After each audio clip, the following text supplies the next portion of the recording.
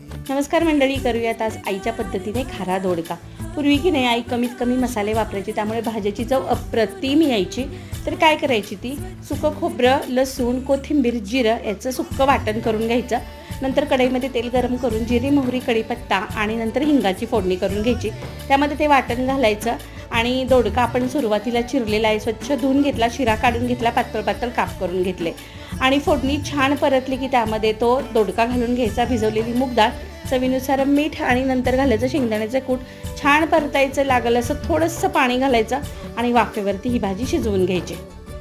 ज्वारीच्या भाकरीसोबत एकदम भन्नाट लागते बरं का ही भाजी। चपातीसोबत खाल्ली तरी ही छानच लागणार आहे, पण ज्वारीच्या भाकरीसोबतचं कॉम्बिनेशन एकदम भारी आहे। पूर्वीच्या भाज्या की नाही कमीत कमी मसाल्यांमधल्या एकदम छान व्हायच्या, झटपट व्हायच्या आणि चव देखील खूप छान लागायची। त्यामुळे करून बघा, कमेंट करून सांगा। चॅनलला सबस्क्राईब केलं नसेल तर पटापट करा।